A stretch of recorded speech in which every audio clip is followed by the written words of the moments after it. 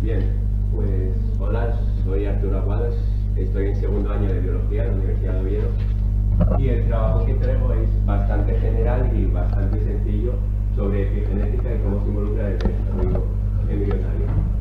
Y bueno, para empezar a hablar de ese tema tengo que explicar primero qué es la epigenética, introducirlo un poco. Y bueno, partimos en Watson y Crick cuando descubrieron la estructura del ADN.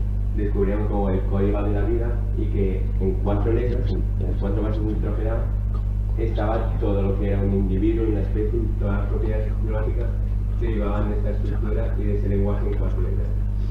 Pero avanzando más, y sobre todo en cómo se regula la transcripción de esta información, se llegó a que hay algo por encima de esta estructura tan básica del ADN, hay algo más allá de la genética, y eso es la epigenética.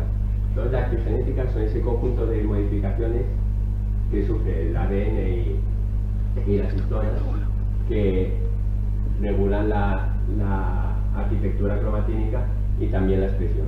Los elementos básicos los dos más básicos importantes son la metilación, que es en el que voy a centrar el trabajo sobre todo, y la modificación de histonas. En la metilación se corresponde a la metilación de la citosina, que explicaré más en detalle después, y la metilación conlleva generalmente una represión de los genes, mientras que la modificación de histonas, en especial la metilación, lleva a lo contrario, a una expresión de los genes, facilita su expresión. Entonces, ¿cómo se relaciona esto con el desarrollo embrionario? Pues desde el punto de la diferenciación celular. Todas las células tienen el mismo ADN, el mismo libro, el mismo manual de instrucciones, pero leen distintos capítulos, expresan distintos genes. Así, una célula madre embrionaria, cigoto por ejemplo, puede dar lugar a tipos celulares muy distintos, pero estos tipos celulares tan diferenciados no pueden volver a estar. Y eso, hay una metáfora que lo relaciona, que es este paisaje epigenético en el que las células, puede bajar hacia abajo y diferenciarse, pero no volver hacia arriba. ¿Cómo baja? Por la epigenética. La metilación, sobre todo porque es un cambio más que perdura más en el tiempo, se asemeja a puntos de control que aseguran que la célula vaya bajando hacia su destino final, cualquiera de estos tipos celulares, pero no puede regresar. Pero puede volver una aquí, antes dije no, pero sí. Hay distintos métodos en los que se puede dar. Por ejemplo, artificialmente, a partir de células somáticas, se pueden, como demostró Yamanaka con las células IPS, se pueden generar células madre, las células IPS, células madre pluripotentes inducidas. ¿Qué otro método hay? Pues lo que se da en situaciones patológicas, cuando estas células adquieren la capacidad de dividirse sin control, es lo que llamamos cáncer. Estos sistemas de seguridad se rompen y la célula puede dividirse. Y queda un tercer tipo, que es lo que se da en la naturaleza. A partir de estas células puede dar lugar a estas. ¿Dónde se da? En la fecundación. Los gametos son células muy diferenciadas, que por sí mismas no pueden dar lugar a una célula totipotente, pero tras la fecundación son capaces de darlo. Entonces es obvio que debe existir un mecanismo que borre todas esas marcas epigenéticas que impidan que vuelva a este estado pluripotente. Y bueno, voy a intentar explicar un poco rápidamente lo que es la metilación, que impide que vuelva a este estado pluripotente. De Watson y Crick, ahora introducimos para la epigenética una quinta base, más al código genético, las 5-metilcitosinas. Obviamente, estas 5-metilcitosinas surgen de la citosina por metilación en este carbono. Esto lo llevan a cabo unas enzimas que son DNA metilasas, DNA abreviada. ¿Y dónde se da? Esta metilación se da en secuencias TG, que como veis son secuencias palindrómicas. Da igual en ese sentido que desde entonces se asegura de que ambas cadenas estén metiladas. Esto puede darse en regiones aisladas, pero es mucho más frecuente que se dé en islas TPG, regiones del genoma que tienen una gran concentración de estas regiones. Vale, entonces el primer problema que tenemos es cómo mantenemos esta metilación. En la replicación, como sabemos todos, es semi-conservativa, una cadena la conserva y otra no.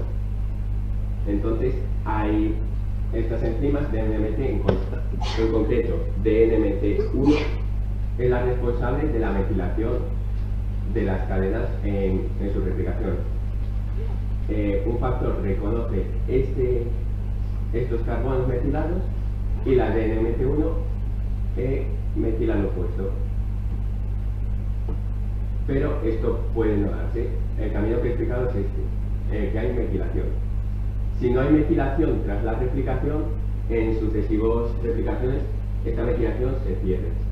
De un ADN metilado pasamos a uno en metilado y a cadenas que no tienen metilación y otras sí. Entonces aquí encontramos el primer método de eliminar esas marcas epigenéticas. Una desmetilación pasiva, que es lenta, ¿por qué? Porque requiere de replicaciones sucesivas. La pregunta ahora es, ¿existe una desmetilación activa que pase de aquí a aquí? Sí, pero el problema es que no existe una enzima que haga este paso directamente. No sé por qué, pero las células, el ADN en su desmetilación sigue procesos distintos. Si de la citosina pasamos aquí, hay rutas, estas distintas rutas, que llevan a otras fases que el sistema de seguridad de la célula, los sistemas de reparación del ADN, detectan como anómalos. Y entonces esos sistemas reparan el ADN y vuelven a la citosina. El más común es pasar de 5-metilcitosina por desaminación a timidina.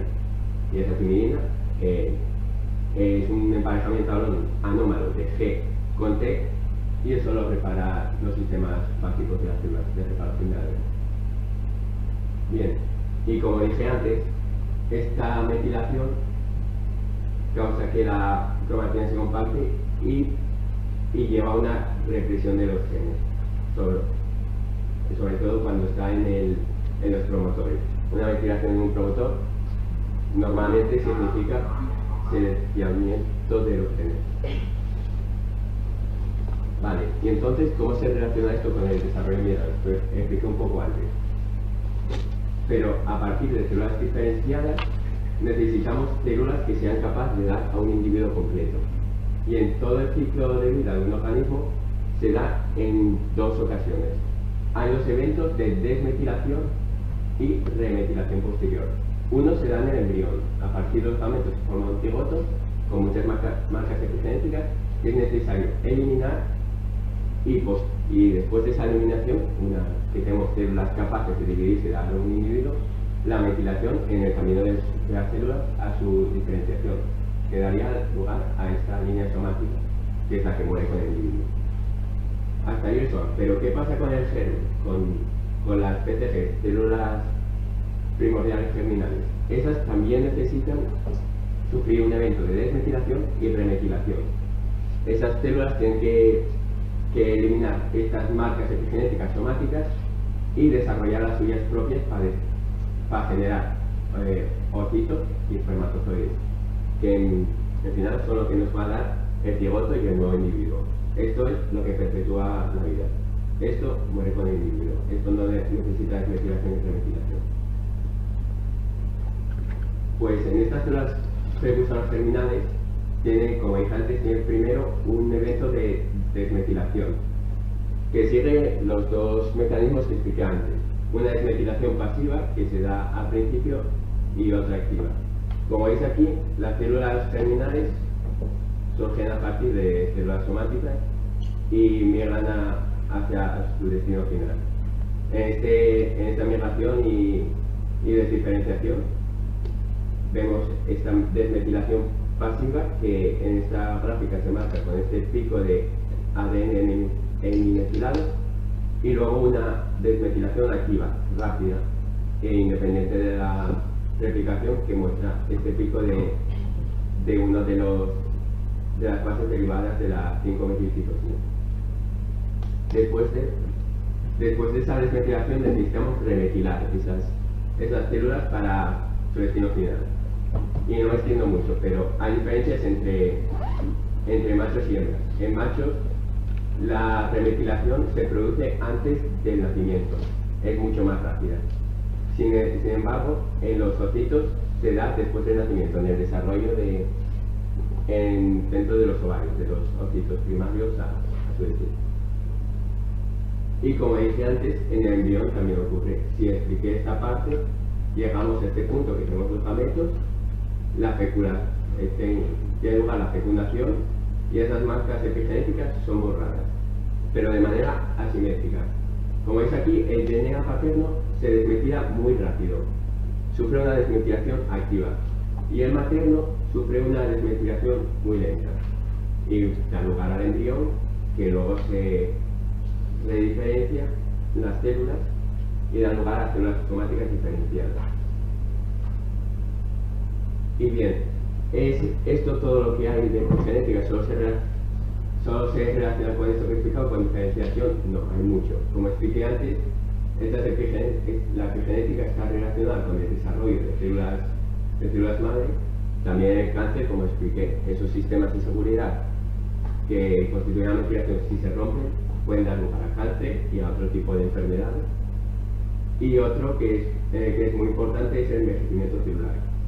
Hay muchas marcas que determinan el envejecimiento celular, pero las marcas epigenéticas, la acumulación de esas marcas epigenéticas llevan al envejecimiento y a la senescencia y a la muerte final. Y eso es todo. Muchas gracias.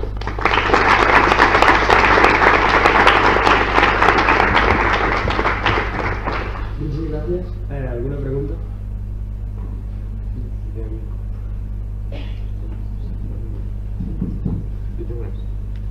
Una cosa, ¿qué sentido tiene que se desmetile el DNA de los espermatozoides? Bueno, en la fecundación, después de fecundarse, que se pierden todos los marcadores epigenéticos. Porque estas células tienen marcas epigenéticas propias de células somáticas que impiden esa división tan activa que requerirían. Por eso tienen que eliminarlas de todo y luego adquirir las suyas propias. ¿Te has respondido bien? Sí, pero entonces no se conservan los cambios epigenéticos hasta este punto, no. Bueno, hay cambios epigenéticos que sí, que se me entienden.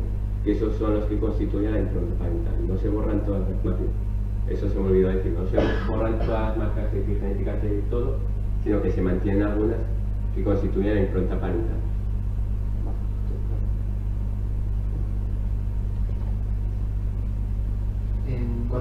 Cuando has hablado antes de los dos tipos de desmetilación que existían, has dicho que existía la pasiva, que era cuando se remetilaba la cadena después de la tercera división, y de la desmetilación activa. Pero has dicho que no existía una enzima, y luego hemos visto que sí que ocurrieron algunas desmetilaciones activas después. Me expliqué un poco mal, entonces. No existe una enzima que haga directamente esta reacción de 5-metilcitosina. Cabría esperar que existiera una desmetilación. Bueno, si existe, no se ha descubierto hasta el momento.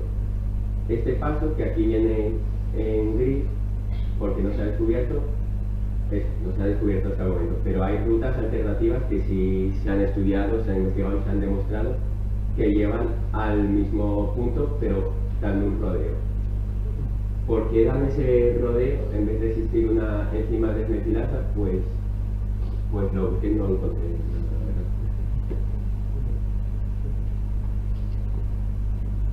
¿Nadie más? En el gráfico que ponía sobre la desmetilación en los embriones, ¿sabes por qué razón los embriones de los espermatozoides se desmetilan mucho más rápido que los óvulos? O sea, en este gráfico no, creo que en el anterior. Ahí habías dicho que, bueno, que la metilación de los espermatozoides era mucho más rápida, la metilación de los espermatozoides era muchísimo más rápida que la de los óvulos. No, la desmetilación es igual en ambas líneas, pero en células masculinas la remetilación ocurre antes del nacimiento. Sin embargo, en ocitos, en hembras, esa metilación ocurre después del nacimiento. Aquí está el nacimiento, aquí marcado, y vemos que las células de las prospermatogonias ya están metiladas con el nacimiento. Al contrario, los óvulos adquieren su metilación a lo largo de la vida hasta la pubertad. ¿Se ha sido alguna razón para ello? No la han encontrado.